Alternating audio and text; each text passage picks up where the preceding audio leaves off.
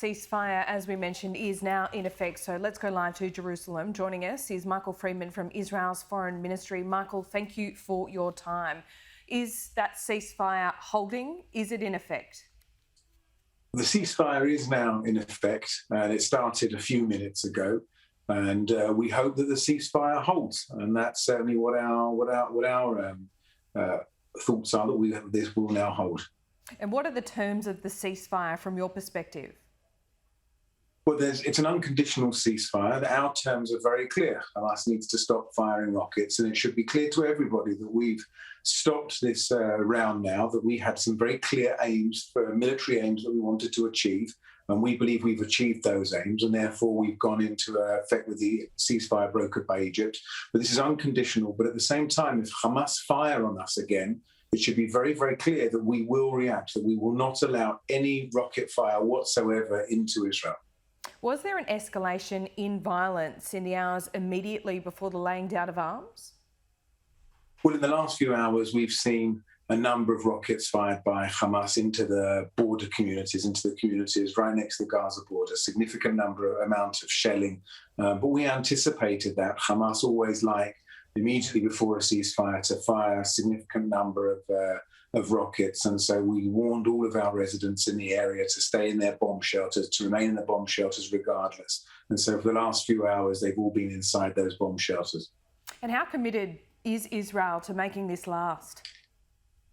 Well, we are committed. The last thing we want is for rockets to be falling on our communities. So we are committed to this, and as long as Hamas respects the ceasefire and Hamas don't fire on us, it will hold. But again, if Hamas fire, we will react. That's a very clear basis of what the ceasefire is.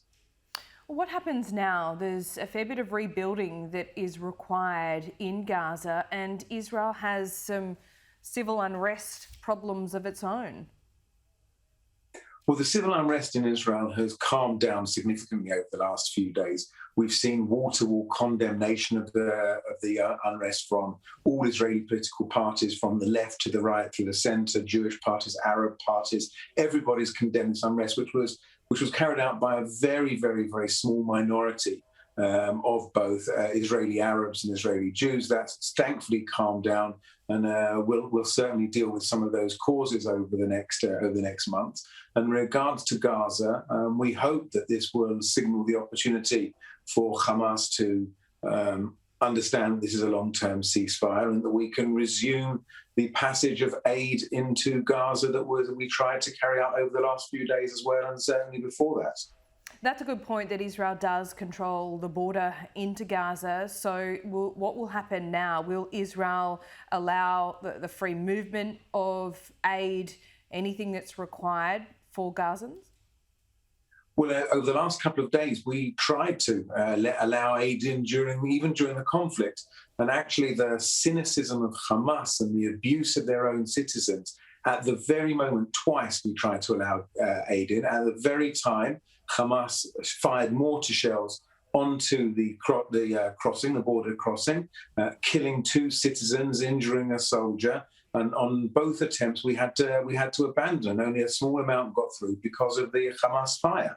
But the border will be opened in the near future, and we will allow to go through to the citizens of Gaza anything they need that can't be used to build rockets and to build attack facilities. The UN chief, Antonio Guterres, has said, quote, "If there is hell on earth, it is the lives of children in Gaza at the moment." Do you agree with that sentiment? Look, I think that the lives for children in Gaza is absolutely terrible. I look at my kids and I look at them having spent time in bomb shelter, and I look at them and I wonder about their dreams for the future. And I want that the Palestinian children should also be able to grow up, should also have dreams, should also have a brighter future. That's in my interest, that's in their interest, that's in anybody who's a human being interest to want a better for every child around the world, and that includes Palestinian children. And unfortunately, Hamas don't allow that for them. They don't allow a better future for them. Even when this ceasefire comes in, Hamas will still control the Gaza Strip. They will still abuse their citizens. They will still do what they're doing. So I think the best hope for the future for Palestinian children is that the moderate Palestinians have more control, and that Hamas are pushed out of Gaza and they're not the people controlling it.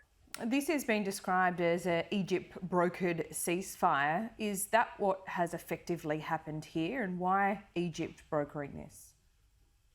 Well, we have very good relations with Egypt. We have working relations with them. We have a peace agreement with them. And so Egypt offered to work with us and also to speak to Hamas about this ceasefire. And because Egypt has relations with both Israel and they also have communication with Hamas, they were the natural person to help broker that ceasefire. Mr. Freeman, as we just mentioned, we are 10 minutes into the ceasefire now. How does life change there in Israel? Well, hoping that this ceasefire holds, life changes completely. Life goes back to normal. Our residents over the last 10 days, nearly 5 million Israelis have been in and out of bomb shelters. All of our schools across the country in the areas affected by rockets have been closed. People haven't been able to go to businesses. People have not been able to work. There have been huge changes. And so now I hope that the ceasefire holds and people can go back to life. People can go back to coming out of their bomb shelters. They can continue celebrating. Kids can go back to school. Kids can go to kindergarten. People can go to work. And we can continue to build a successful society, and a successful country, and a successful economy. Tourism hopefully will restart soon to Israel as well after we've had a successful COVID vaccination campaign.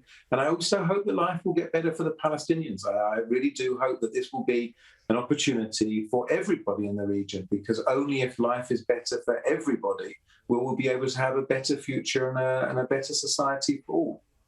Michael Freeman, we appreciate your time as always. 10 minutes into that ceasefire live for us there in Israel. Thanks so much.